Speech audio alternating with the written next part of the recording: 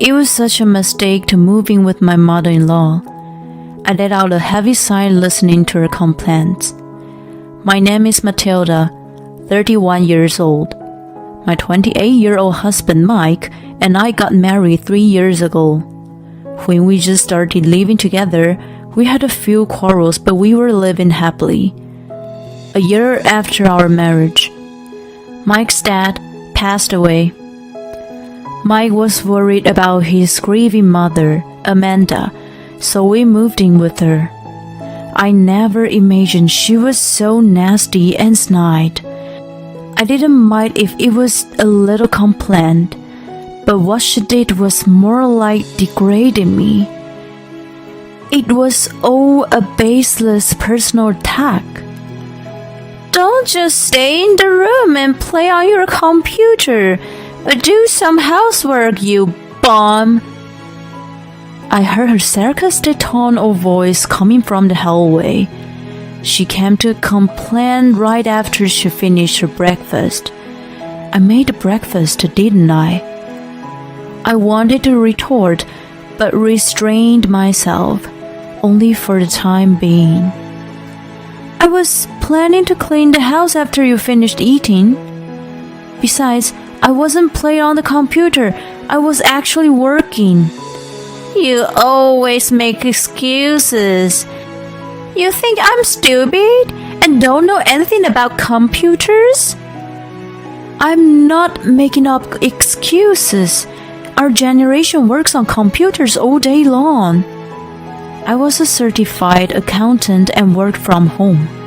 I used to work at my friend's office for a while after I graduated, but I switched to freelance. Most of my job could be done on the computer, so I worked from home to balance with housework. I explained that to her before, but she shrugged it off, saying just a part-time job. I wasn't good enough to hold a real job in her head. I wasn't sure if she made irrelevant sarcasm because she couldn't keep up with the modern world, or if she just picked on me out of hatred. I assumed both. Anyway, I was kind of a person who wanted to work for the rest of my life, so we just couldn't get along. I had always put my effort into housework even while working to confront her prejudice. I woke up early to prepare breakfast for 3. I cared about our health, so I cooked a light menu of mostly vegetables for dinner. I didn't slack on cleaning either.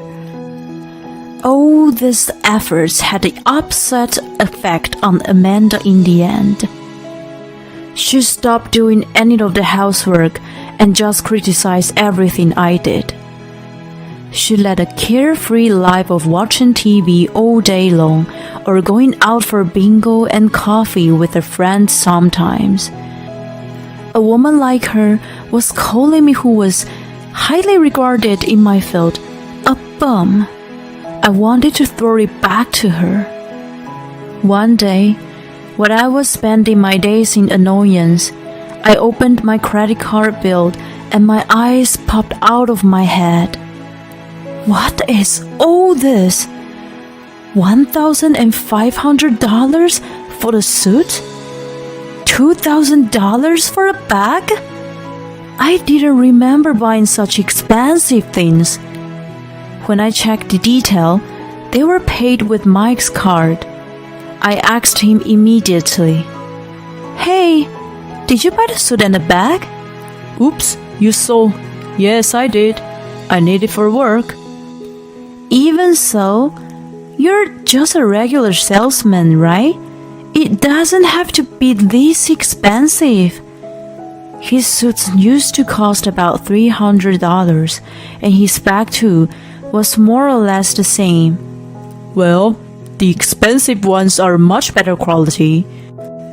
They make me feel more confident, and most importantly, they look better. See? Don't you think I look better these days? I'm not sure. He didn't look better to me at all. A young guy in his 20s wearing a suit that didn't fit his stature. The suits looked better than him, and contrary to what he thought, he looked undignified. "You have no sense of fashion," Amanda forcefully interrupted our conversation. "You look amazing, Mike. So handsome." Thanks, Mom. "You are living off of this salary and complain about how he spends? You have thick skin. Who do you think you are?" I was angry at her for intruding on our conversation and said whatever she wanted to say. Who did she think she was? I didn't care about this ignorant woman, but I was angrier with Mike, who didn't help me out. I had tons of things to say to him, but no matter what I said, Amanda was going to rant on his behalf. Instead of trying to carry on, I firmly warned him. "Anyway, stop buying expensive things or let me know first." I ended at that, but my warning didn't work at all. On the contrary, his spending increased. It was all for his leisure, such as an expensive meal at a restaurant, a scarf, and a wallet from a designer brand, and long-distance car hire. There seemed to be nothing related to his work. When we first got married, he didn't act like this. The cause of this change was Amanda. "You're the head of the household, so stand on your ground. Don't help with housework. Just because Matilda is older doesn't mean you have to do what she says. You make her understand that you are above her." Like an incantation, she chanted to him every day. Indecisive and without a will of his own, he was easily influenced by her. In order to change him back to his former self, I had no contained her cursed on him. I was determined and went to her room. "What do you want? I'm busy. If you want to talk, make it short." She was just lounging around, watching TV and drinking tea. "Please listen to me carefully. We cannot save any money because of Mike's overspending. We must save some in case of emergencies like sudden illness or repairs of the house." "That's just you aren't good at making ends meet. At this age, he must be making at least $90,000 a year, right?" "You're off by one digit." "What? Is he making $100,000? It seemed one digit means $10,000 in her mind, but I kept quiet. She must have taken my silence as an affirmation. Her eyes danced with delight. "Anyway, please tell him to stop overspending." Okay. That's all? If so, please leave." She waved her hand as if to get rid of a fly. I rolled my eyes. A few days later, Amanda excitedly barged into my room. "What is it?" Stunned, she shoved papers to me with a smug look on her face. "Sign this and divorce Mike now. You are after his money from the beginning, you gold digger." Mike's sections were already signed. I took the papers from her hand and went to Mike. "Hey, Mike, did you sign this?" I did. Mom says you're after my money. "I see. And you believe her?" Well, she's my mom. As soon as I heard it, I made up my mind. "Okay, let's get divorced." I packed up the papers, my computer, some valuables, and clothes in my suitcase and left the house. My parents lived too far away that I couldn't easily go back there. I checked into a motel and tried to calm down for the time being. Getting the divorce was finalized in my mind. What did she mean by I was after his money? I couldn't stand living with a man who was so dependent on his mom. I was going to sign and submit them the next day. Getting the divorce didn't bother me. It was actually a godsend, so I wasn't gonna argue. But there was something unforgivable. I went through my credit card statement and came up with the perfect retaliation. After I submitted the divorce papers, I was enjoying my single life. I chose an apartment with good security, so it was a bit expensive, but my income and savings were sufficient enough. I realized how stressed I was living with Mike and Amanda. About a month after the divorce, I received a call from Mike. Yes, hello? Matilda, please, listen. What is it? I'm listening. I already sent you an email asking you to get rid of everything I left behind. Not that. I'm in trouble. My card has been declined. Your card? You blacklisted bastard. Of course it is. You say it's yours, but you're just a family member. If I, the primary member, canceled it, you cannot use it anymore. What? You did? I'm not your wife anymore. You're on your own. I hung up on him. He kept calling me like there was no tomorrow, but I never picked up. Mike actually was way behind in payments on his credit cards before we got married. I took over and paid them all off for him. Looking back on it, I should have cleaned up my relationship with him then. Well, no point in regretting. He most likely wasn't able to make a new car because of his bad credit history. Anyway, it was none of my business at all. A few days after Mike called, I saw someone hovering around in front of my apartment building. It was Amanda. She happened to see me on the street and followed me. I was impressed with her blunt action. I need to talk to you. She clamored and clung to me at once, so I reluctantly took her to a cafe nearby. What do you want now? Well, about this. Amanda was holding my bank statement. It was from a few months ago, so I didn't need it. Is this your salary? Yes, this is what I earn working from home. You used to say it was just part-time. I am a professional. She kept quiet. Her hand holding the statement was trembling. I can't believe it wasn't my son earning 6 figures. That's no way that idiot could make that much. You're too naive. I said once and for all. Her peanut brain really believed it was her son. Mike was making 1/10 of my income. He worked as a salesman with a low base salary with a big commission. The more he sought, bigger the paycheck.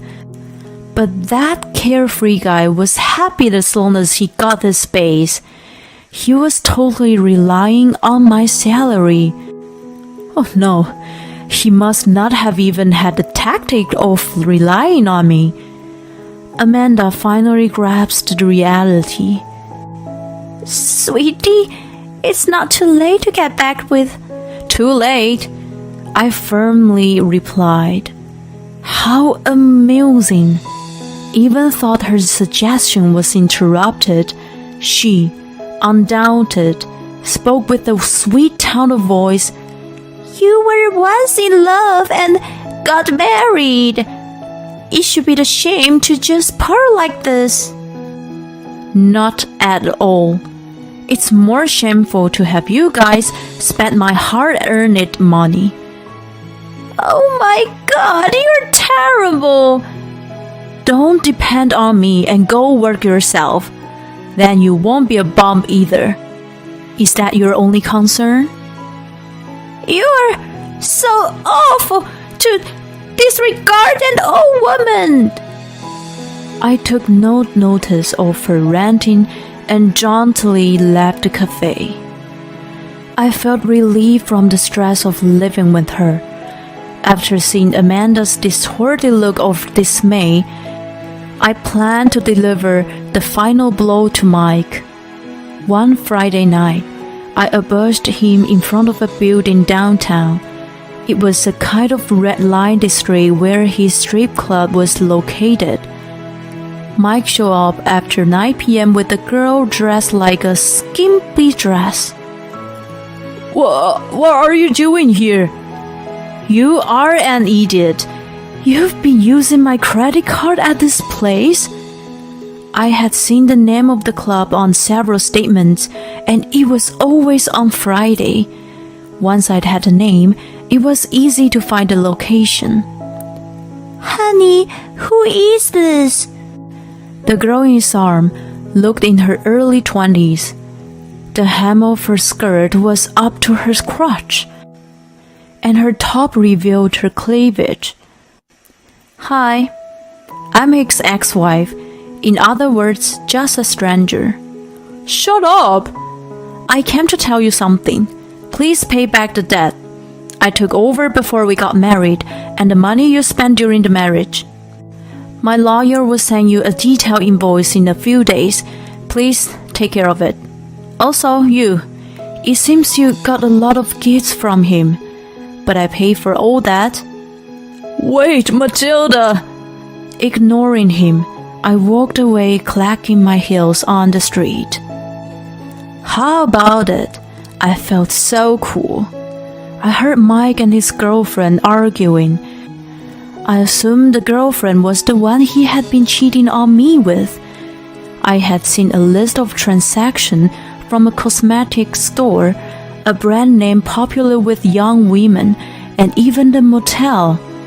All of these suspicious purchases were made on Fridays. Of course, all the payments at the strip club were also made on Fridays. I later found out that he spent Friday afternoons with his girlfriend. He bought whatever she asked him to, and then went to her work together. By looking at the pattern of their activities from the statement, I came up with the idea to confront him in person on the spot. I assumed they would have a dramatic end after his girlfriend found out the truth about his wealth, just as I declared to him. I sent him an invoice through my lawyer. As soon as he received it, he and Amanda visited my lawyer. Please help us. You're a lawyer. You're supposed to help people in need, right? They cried out. When my lawyer asked him about the situation, they told him that they received a pile of final notice from the credit card, electricity, gas, water, and even taxes. Mike's salary wasn't enough to cover all of that. Amanda's savings were meager. On top of it, I didn't know you were married. I was cheated. I want compensation. Mike's girlfriend demanded a large amount of money. I'm not in a position to pay back, Matilda. I want you to tell me how to clear this debt. He had consulted with the totally wrong person. My lawyer was supposedly at odds with him. If you own the house, why don't you sell it and use the proceeds to pay off your debt? He advised at first, and then he reminded Mike that if he didn't repay me, we were going to a court. Hearing this, Mike and Amanda went home weak with disappointment. Later on, my lawyer was asked to wait for the payment while they saw the house. I didn't have a choice. It took some time, but the money was returned. He did a terrible thing to me, and I could have demanded alimony as well.